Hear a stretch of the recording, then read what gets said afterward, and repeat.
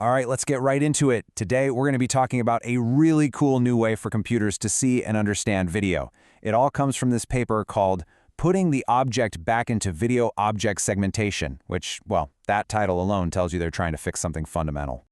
Okay, picture this. You're at a dog park, right? It's chaos. You pull out your phone, point it at your golden retriever, and you want to tell it, hey, follow that dog and only that dog. Seems like it should be easy, doesn't it? But for an AI, oh man, a park full of dogs that all look basically the same, all running around, that's an absolute nightmare. And that is the core problem we're digging into today. So the fancy technical term for this is Video Object Segmentation, or VOS for short. And the goal is pretty straightforward. You show the AI an object, your dog, in just one frame. And from that point on, it's supposed to perfectly outline or segment that exact dog in every single frame that follows. Doesn't matter if it runs, jumps, turns around, or even disappears behind a bush for a second. So what's the big deal? Why is this so hard? Well, it all comes down to one word: distractors. These are just other things in the scene that look a lot like what you're trying to track. In our dog park, it's every other golden retriever. For an AI, it is so easy to get confused, lose track of the original dog, and just latch onto the next one that looks close enough. You know, the old way of doing this was, well, kind of dumb, honestly. Models would try to solve this by just matching pixels. They'd look at a little square of pixels from our dog in one frame, and then in the next frame, they'd frantically search for another little square of pixels that looked just like it. And as you can probably guess, this whole approach has a major flaw. And this really gets to the heart of the issue. Matching pixel by pixel, it's like trying to build something by just looking at individual pieces of confetti. You're just comparing tiny specks of color. You're going to get confused by similar shades and textures all the time. What we really need is something totally different: object-level reasoning. We need the AI to have a clear picture of the final image, to understand the whole concept of my dog, not just as a bunch of beige-colored pixels. And hey, don't just take my word for it. The researchers behind this new paper say it perfectly. They state that this old pixel-level matching, quote, lacks high-level consistency and is prone to matching noise. In this matching noise they talk about, it's not some tiny little problem. We're talking about a performance drop of over 20 points on the really tough datasets. I mean, that's not just a small error, that's a total breakdown. Okay, so to fix this huge problem, the researchers built a brand new model. And they gave it a great name: Cutie. And Cutie isn't just a small tweak, it's a fundamental shift in thinking, a completely different way to tackle this problem, leaving that old, noisy pixel matching stuff in the dust. Cutie's whole philosophy is actually pretty simple, but it's incredibly powerful. It's just stop comparing pixels, start understanding the object. It focuses on building this high-level idea of what it's tracking, and then uses that big picture understanding to guide the whole process.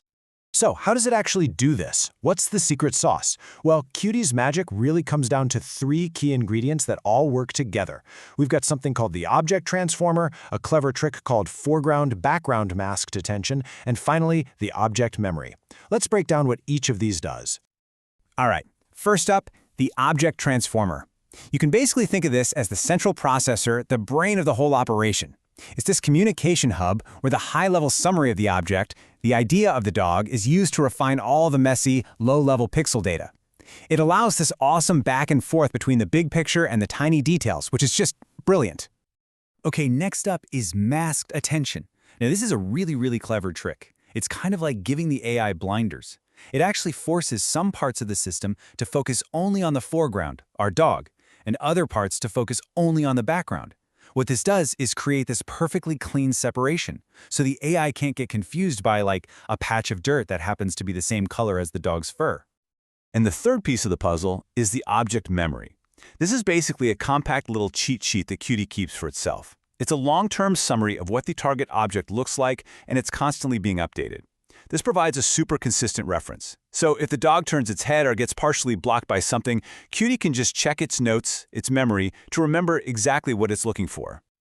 All right, so the theory sounds amazing, right? But the real question is, does it actually work in practice? To find out, the researchers put Cutie up against a monster of a challenge, the Mose dataset. And look, this isn't just some standard test. Mose is notorious in the AI world. It is specifically designed to be brutally difficult. It's jam-packed with crowded scenes, tons of distractors, and things getting blocked all the time. So, how did Cutie do? Well, it didn't just win. It absolutely crushed it. It scored a massive 8.7 points higher on the key metric than the previous best model, XMM. Now, to give you some context, in this field, an improvement of 1, maybe 2 points is a big deal. You get a paper published for that. Almost 9 points? That's a colossal leap. It's a game changer. And if you want to see what that leap looks like, just check out this chart. Here's how Cutie stacks up against the competition, XMM and DAO-TR50. You can see it's not just inching ahead, it's in a completely different league. It's just a whole new level of performance, especially on a benchmark this tough. But wait, it gets even better, because Cutie isn't just more accurate, it's also way, way faster. We're talking over 36 frames per second. That's a nice bump up from XMM, but look at DAOT. Cutie is more than 3 times faster. So you get this huge boost in accuracy and a massive increase in speed. I mean, come on, that is the holy grail. Okay, so a faster, more accurate model is awesome if you're an AI researcher. But so what? Why does this matter to the rest of us? What does a breakthrough like this actually mean for the technology we'll be using in the future? Well, the applications here are huge. Seriously, think about video editing. We're talking about being able to perfectly cut someone out of a complex moving video with a single click to change the background. Or for robotics, imagine a robot that can reliably track one specific part on a messy, chaotic assembly line.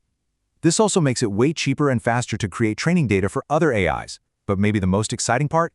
This is a massive step towards those universal tracking anything models. You know, the dream of an AI that can track literally anything you pointed at instantly and perfectly. And really, that's the big takeaway here. This leap forward, this shift to object-level thinking, it isn't just another small step. It unlocks a whole new level of visual understanding for machines. So it leaves us with this one big, kind of exciting question. If an AI can finally truly see and follow any object we tell it to, what are we going to create next?